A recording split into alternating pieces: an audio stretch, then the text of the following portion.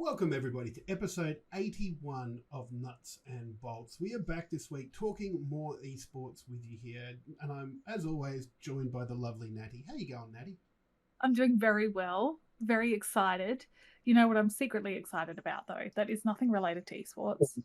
Ooh, what's that? I can put the quilt back on the bed and snuggle properly because it's getting nice and cold at night.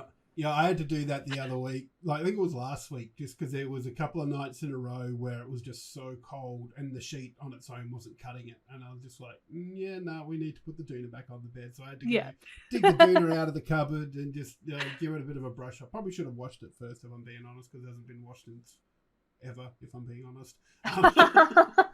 Just as long as you're using a top sheet, I think that's the acceptable. I know some people that do that and don't have a top sheet, and then it's... I still have the sheet on the bed for me to, well, two sheets, the sheet on the bed and then the sheet over the bed and then the doona. The mattress sheet and the sheet for you. Yeah, that's it. So yes, it has been chilly, and I don't know about Adelaide, but it has been raining so much here in Perth.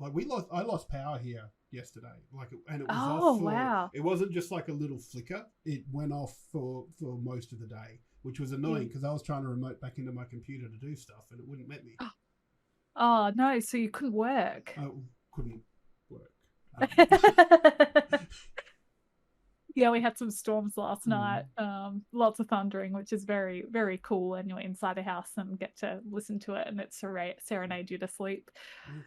There's nothing like rain on a tin roof, is there? It's so good. Yeah, but there's another spot where you can hear a bit of tin raining, and that's when the tanks explode in World of Tanks.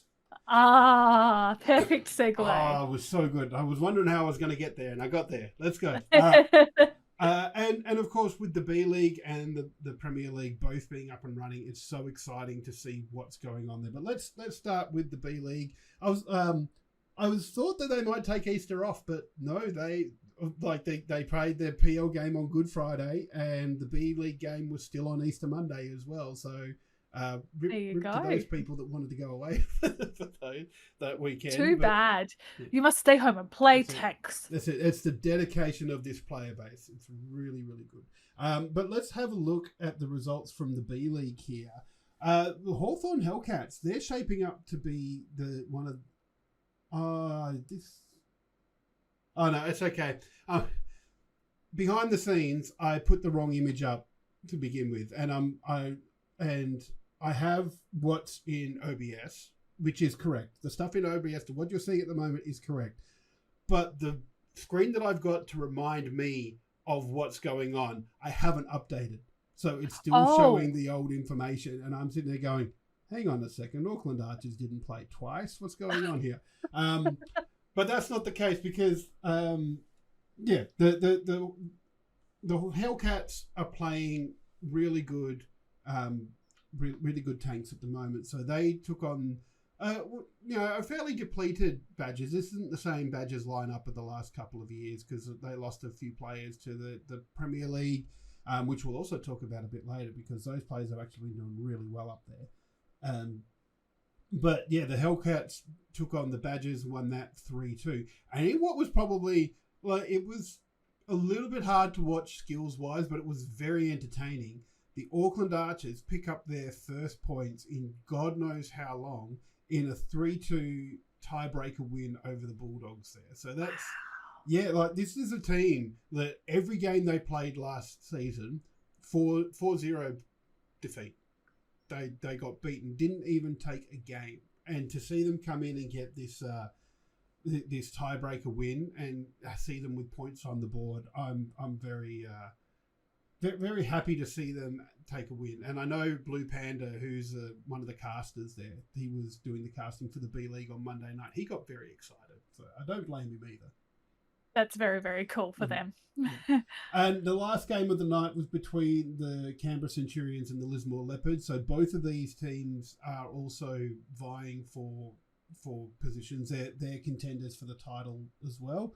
And the Centurions beat the Leopards 3-2 in another tiebreaker. So 2 tiebreakers for the night, which is pretty cool, I think, because that just shows you how close some of these games can be. So very exciting to see what's coming up there. But let's have a quick look at the ladder.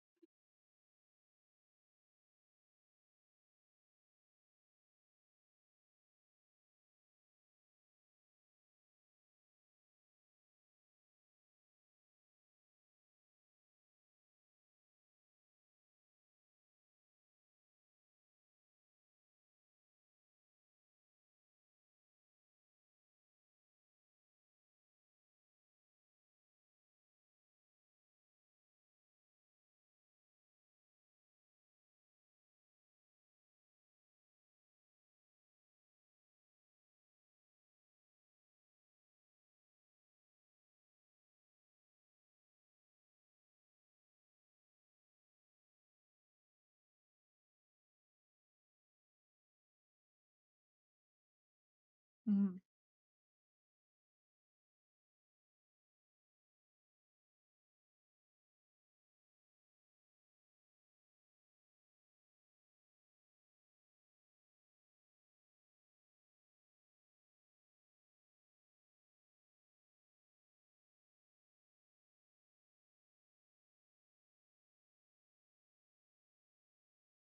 Oh, yeah. Oh, and as we've seen with the scorelines from this week, with it going to tiebreakers, there nobody's slouching.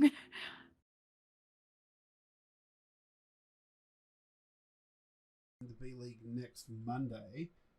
So we have the Bulldogs taking on the Centurions, the Hellcats taking on the Archers, and the Badgers taking on the Leopards. Look, I think there's going to be some pretty clear winners this week. The Centurions, I think, will beat the Bulldogs. The Hellcats will beat the Archers, and the Leopards will beat the Badgers. As much as I would like to see the Archers take a little bit more, a few more points, maybe take a tiebreaker loss, I think the Hellcats are the better, and those three teams are the better teams at the moment, and that's the way the wins are going to go. But Tanks is a funny game, especially the B League. Anything could happen, and we could see some very different results play out than what I've suggested there. So. Yeah, you feel like that with the B League, especially with the tight games, that can be anybody's game. Yeah, honestly, I feel like they're more entertaining as well, because when it comes to the Premier League, they're really good players. They know the strats. They know to pen their shots. They know the maps. They know everything that they need to know to win, and they're very good at doing that. But you see the same strats tried again and again, and there doesn't seem to be counters for certain strats. There's just the strats that work. Whereas the B League is chaotic, shall we say? It's you don't know what they're going to bring. That you don't know what tanks they're going to bring to the fight or what strats they're going to play out. And because their skills aren't as polished as the Premier League, you get some very, very different results. But it's entertaining to watch, and that's what I really like about it. So, we'll see what happens next Monday for the Premier League. I'm sorry, not Premier League, the B League right there. But of course, we do also have the Premier League to talk about. So let's have a look at the results. The big surprise from this is that the Melbourne Matildas beat the Sentinels in a tiebreaker. Like, this is... Well, in fairness, these are the only two teams who have won the championships in the Premier League. Admittedly, the Melbournes did it with a completely different roster, but they still did it.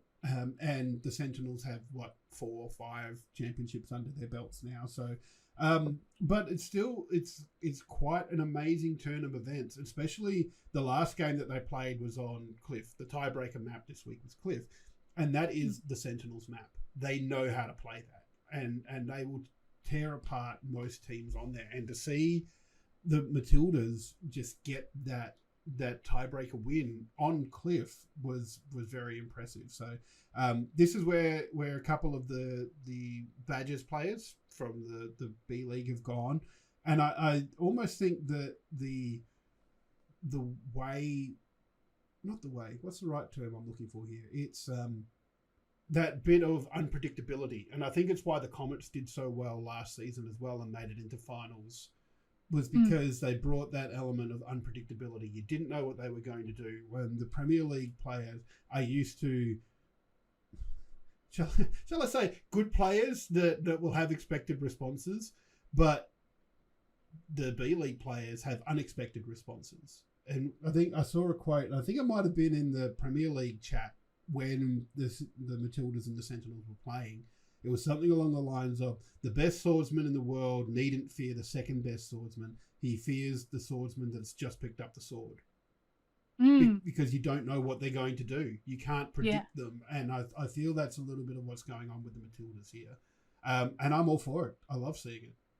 Yeah, it's fantastic. Makes it really exciting. It really does. And particularly for them as well, like having beaten the Scorpions last week and the Sentinels this week, arguably they've only got easier teams from here, so this could be quite possibly where they finish on top, which is very exciting. But we'll talk a little bit about more what that will mean for the Matildas if they are able to finish on top in a little bit. Next we have the Wellington Wolverines versus the Perth Panthers. The season hasn't got much better for the Wolverines there, with the Panthers able to take a 4-0 win. They tried, but just they're not quite there with their lineup just yet. And I think it will come. I'm not sure if it'll come by the end of the season, because this first round, the one round robin, is very condensed, and you don't have a lot of time to settle. So, but hopefully they'll be able to pick up a win by the end of the season there. And lastly, we had the Scorpions versus the Action X, which I think was the game of the week just there. And it was pretty close, but the Scorpions were able to pull away with a 3-1 win there against the Action X. Sorry, Natty. Sorry. That's okay. We're evening out from last week. Good stuff. So let's have a look at the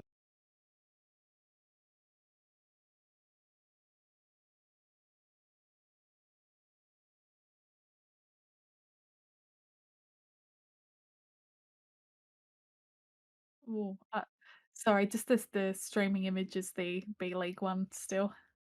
Yeah.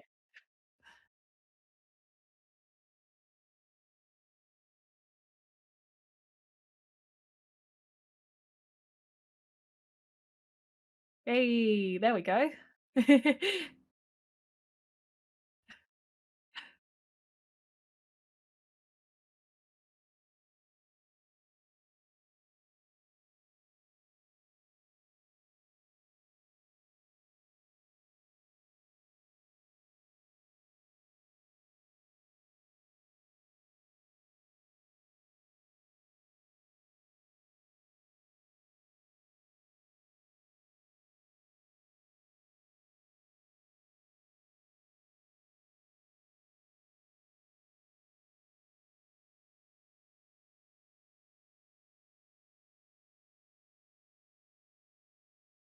Mm. And of course, we have the Fantasy League. B League also have a Fantasy League if you want to get in amongst that. But this week, Magic Shells from the Matildas absolutely dominated. He farmed something chronic there. He just found the right angles and put in so much damage, it was ridiculous. I'm a little bit surprised to not see more Matildas players in there, actually, because normally when you see the games go to the tiebreaker, it's an extra game that they play, so they've got more chance to farm, to get damage, get fantasy points. But the fact that only Magic Shells and Wymo are there from the teams that went to the tiebreaker, that's a little bit surprising to me. But seeing them both in there, of course, playing more games, you're going to see them in there. And Magic Shells in particular, he just had such a ripper game and was able to, especially on Sand River, just found the shots onto the Sentinels. It was really good to watch. Then, of course, in that team, we have Critical from the Panthers.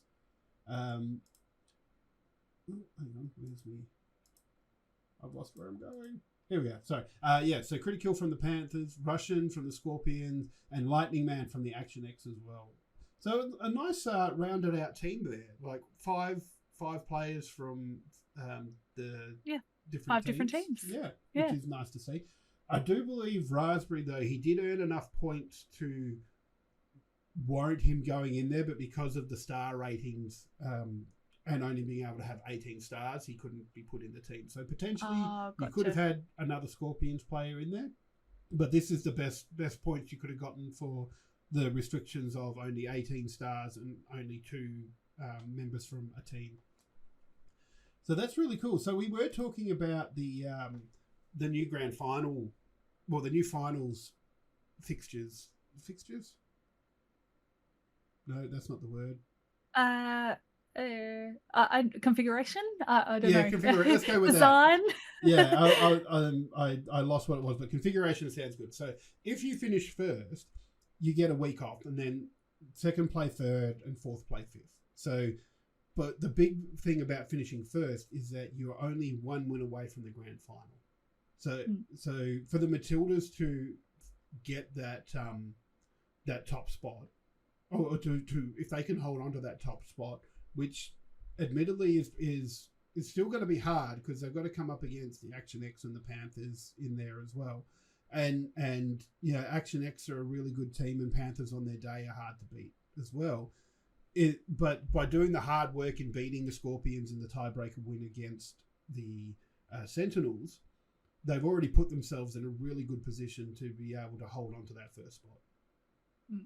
So that's going to be very, very exciting. And of course, it will culminate in the grand final, which will be played in Fortress Sydney on the 27th of May. So I actually just got approval for my leave yesterday. It was got approval for that. So I've booked my ticket. I will be going to Fortress Sydney for this. I'm very excited. It'll be the second grand final I've been able to attend, and the first one was just really good. So cannot wait to see what goes on there and who ends up in the grand final. Do they have tickets on sale yet? Not yet. They've announced the date, but tickets aren't on sale yet. So I'm really hoping nothing changes. Please, Wargaming, don't change anything. It'd just be cool if they can work with Game on Cancer again, or a charity to raise funds, and then also get your hot dog and your drinks. That sounds it was so good, like a good night. It really does, and I no doubt that they will be putting the tickets on sale soon, because there's only 3 more weeks of the regular season. In fact, I did have a bit of a panic attack last night as I was laying in bed going, oh yeah, cool, we're just, I'm thinking about, it's going to be so good to get there, and then I'm going, well, but there's only 3 round robin stages left. Oh my God, is that the right date? And had to wake up and find out what date it was on, because it does seem a little bit a long way away. So we've got, if we've got the regular round robin, in fact, actually, you know what, the Fantasy League will probably tell me what when the games are scheduled to play. It won't tell us the final schedule, but it'll at least tell us the dates that the games are going to be played on for the rest of the round robin. So the rest of the round robin is going to go through, I suppose, no, because I'm still thinking a top 4 for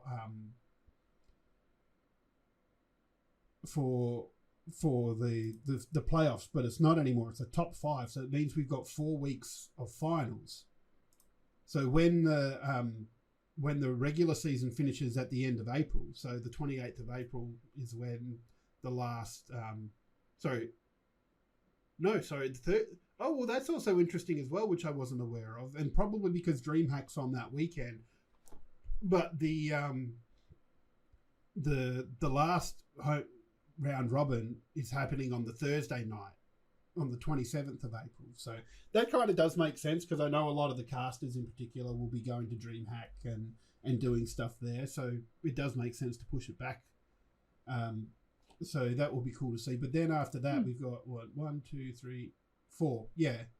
And those four weeks in May will basically be all playoffs. So I don't need to worry. And there's not going to be a break there like I was thinking there would be, like we've experienced with the LCO. It's just going to go all the way through, and we're going to have our 4 weeks of finals, and then straight into the grand final on the 27th. So that's going to be very exciting.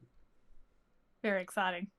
Felt like I was rambling there a little bit as I was trying to. No, that's okay. You were doing the mental math. I'm used to you doing your mental math with who's going to make it to the top of the leaderboard, but it was the calendar version of that. Well, you know what? just on the leaderboard here, they're like looking at it. There is still a chance, like mathematically, there is still a chance for the Wolverines to get to top spot, but they need to win like their next 3 games, which probably it isn't going to happen. Like let's have a look at who they play in their next few games. So they come up against the Scorpions this week, then the Matildas, and then the Panthers. No, wait. Hang on. Oh, no, that's the Matildas, sorry. And then Action X. So they're playing 2 of the top 2 teams. And I mean, if they do win that, they end up on 9 points. But it also relies on the Matildas only winning 1 game, or getting next to no points, and the Sentinels getting next to no points. So I don't think that's likely. Look, but I mean, it's still possible. And sorry, I was just going to say, like, out of World of Tanks, anything is possible. There's absolutely a puncher's chance, and I don't know what the equivalent version of that is in a tank, tank synonym. But yeah, it's exciting to even throw these kind of ideas out there. It is, and I think, like I said, it's not going to take much. It's if the Wolverines, it's a hard ask, but if they can take some points away from Action X, if they can take some points away from Scorpions, and maybe even Matildas, like, because that's the thing, Matildas have had 2 really hard games. They may be sitting there thinking, oh my God, we can actually do this, and get a little bit nervous about the whole thing. So yeah, you don't know what's going to happen with the Matildas, whether they'll keep going or if the pressure might get to them a little bit. So anything is possible. Yeah, absolutely. Yeah. So that is very good there. Now I don't think we haven't spoken about the next week matches in just yet, I don't think. So the Melbourne Matildas taking on the Action X, which I think is going to be the game of the week. Action X, like I said, are a solid team, and the way the Matildas have been travelling has just been absolutely amazing. Cannot wait to see that. Then you've got the Wolverines versus the Scorpions. Obviously, the Scorpions will be going in as a favourite there, but you never know. The Wolverines might be able to pull something out that surprises people, which would be make things very interesting, especially for the Scorpions. If the Wolverines do get a win there, it suddenly puts a big dent in the Scorpion season. And then the last game of the night is the Sentinels versus the Panthers. Once again, you'd expect the Sentinels to win that, but I'm still going by the fact that the Panthers are the only team to defeat the Sentinels in a final series. So you never know. Stranger things have happened. Like the mayor of Warsaw spontaneously combusted once. So yes, that's our... Sorry, I shouldn't laugh about spontaneous combustion. That's a rather serious condition. No, but it's one of those things that, like, I think I saw it in Red Dwarf at one point. Like, it was the same thing. Stranger things have happened. And yes, once the mayor of Warsaw combusted, and there was some rained fish in some medieval town at one point. And, like, the point was that, yes, stranger things have happened, but they're not likely to happen. Yes. But yeah, that's the Tanks. Very excited to see the land grand final when that comes along. Although we're still 6 weeks away from that, so got a lot of tanking to happen before then. And of course, if you're up for your LAN events, we've got DreamHack coming up. Like we mentioned, the ANZ PL is moving to a Thursday night on the 27th, only for the 27th of April, because DreamHack is 28th, 29th, and 30th. And there was some news that came out this week that Trash Taste Podcast are coming to DreamHack this April to do a live show. So these guys are an anime-based podcast, which I think will fit in quite nicely with the cosplay competition stuff that they've got going on there.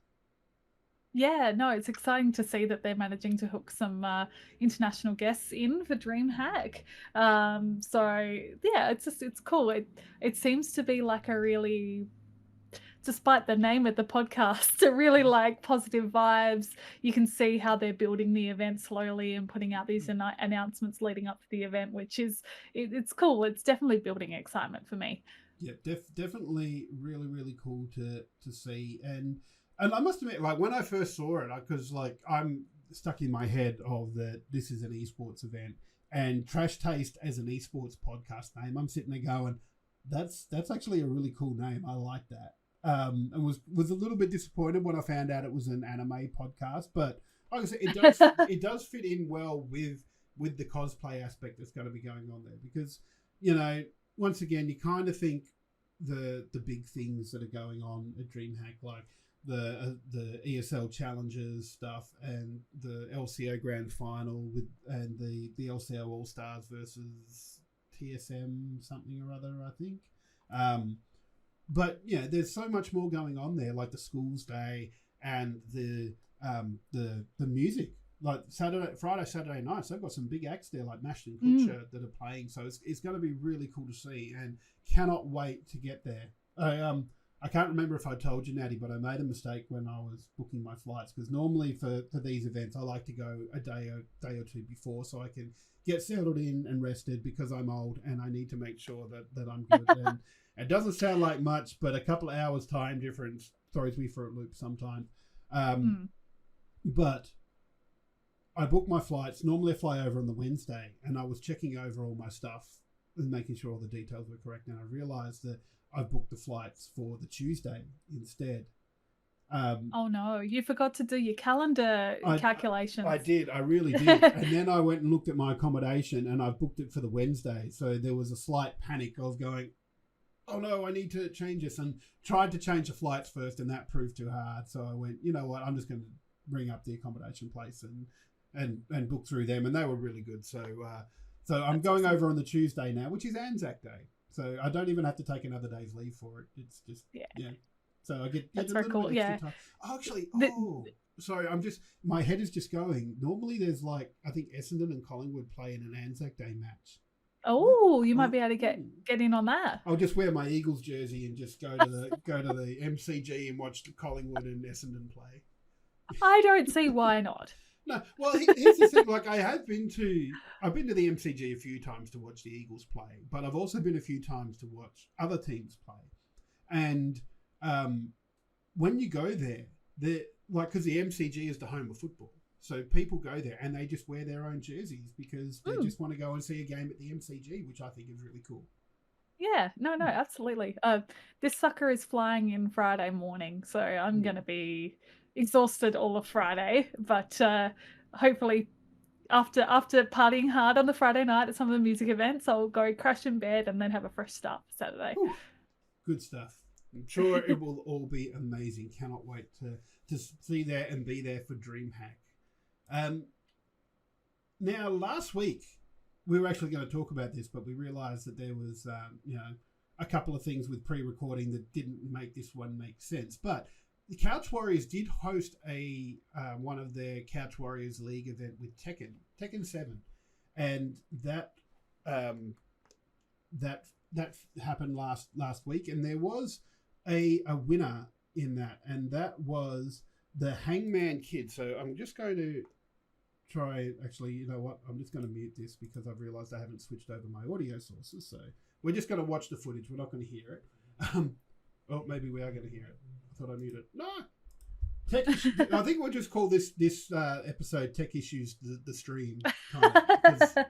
But yes, so the Hangman Kid took out Bobby to win the title there for that particular league. Really cool. Like I haven't played Tekken for a long time. Like I'm thinking like PS1 or maybe even PS2. Oh days. wow. So a long time. But I do remember this cheetah guy. But I don't remember. I didn't think he was. I can't remember King. his name.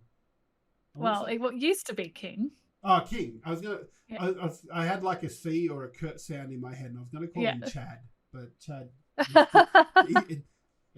Chad's not right, but no, I don't know if that was common vernacular at that time. But I do kind of like. I'm looking at this and going. First of all, well done to Hangman Kid, and well done to Bobby for getting into the final as well. But why does a man have a cheetah's head or a leopard's head or whatever it is? Oh, he's a pro wrestler. Is he? Oh, so it's like a Oh, luchador mask, is it? yeah. Oh, well, that makes more sense then. There you go. You got to get into the Tekken lore. I know. Well, that's what I was thinking. Like, these games normally have good lore, like Soul Calibur. Each of the characters have a lot of lore behind them. And I'm looking at this going, I wonder what the lore behind the leopard's head is. But a luchador wrestler makes a lot of sense. So, congratulations to the Hangman Kid for taking that out there and winning that competition. And of course, if you're a big fighting games fan, there is more fighting game stuff going on because BAM is open for registrations now. So you can go and sign up. This is happening at the Moonee Valley Racecourse over the weekend of the 9th to the 11th of June. So many different fighting games. You've got Dragon Ball Z, Dragon Ball Fighter Z, Mortal Kombat 11 Ultimate, Street Fighter, Smash Ultimate, Tekken 7, Guilty Gear Strive, and Ultimate Marvel vs. Capcom 3, plus more. And can't believe it's going to be so exciting to see all that. Yeah. No, BAM always do such a good job of like running so many different games, and it's one of the few events where you don't really hear like post-event, oh, that wasn't really good, or things didn't go very well. Like the team they've got working at BAM just do a fabulous job every time, and even if there is an issue, they fix it. It's great. Yeah, amazing. And apparently this is BAM 13. That's great. 13 years or just 13 events? I don't know if they do multiple a year. But either way, 13 BAMs. That's a good question. Good. 13 BAMs is awesome to see. And a little bit more on the fighting game news. So you found this one, Natty, about one of the Melee Smash Melee players joining Ludwig's esports team. Yeah, firstly, we gotta love the name, don't we? I feel like this is the only reason we're talking about this, because we want to say Moist Esports as much as we can. For the poor people at home that hate the word moist, just have their heads over their head right now. Moist. Sorry, I have to do it at least once every time you mention it. It's such a good name though. Like I love it. Absolutely love it. Yeah, no, it's fantastic to see this pick up by Ludwig. I think we did a little bit of digging, didn't we, and saw that this player has been sponsored by Ludwig before he had his esports team. So they'd worked together before. Clearly, he was really keen to have him on board. Very much so. Yeah, and like they did a bit of a video for it, which kind of it did imply a history between them, so I don't think it's any surprise, and the internet definitely wasn't surprised with Zain going to Moist Esports, because like Zain was with the Golden Guardians at the end of March, and he left them then, and straight away there was just like so much speculation that he's going to Ludwig's team, he's going to Moist Esports, so it's not a huge surprise there, I don't think.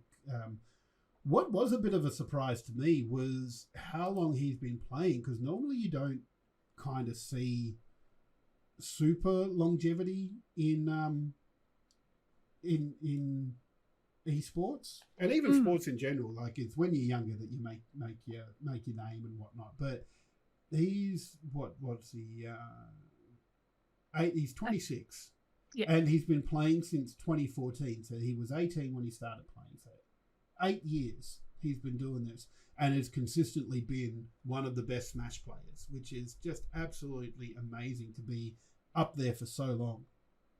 Yeah, well, I honestly didn't think that there were that many changes in the Smash meta to keep the top level players interested. Like, I knew a lot of them did stick around for a while, but it's certainly not like a League of Legends or wherever, where they're doing patches and updates every couple months. So it's really exciting to see that. Yeah, there may not be the patches and whatnot, but there are a lot of new players that come in, and especially the Smash Ultimate. Like, they had so many players, ridiculous number of playable characters in it, and I guess there's a new Smash on every Nintendo console. So and since I'm trying to remember, I think I can't remember if the Wii version had DLC, but the Wii U version I think definitely did, with new characters coming in. So I think like since then, the last sort of 5 to 7 years, there's been a lot more variation and regular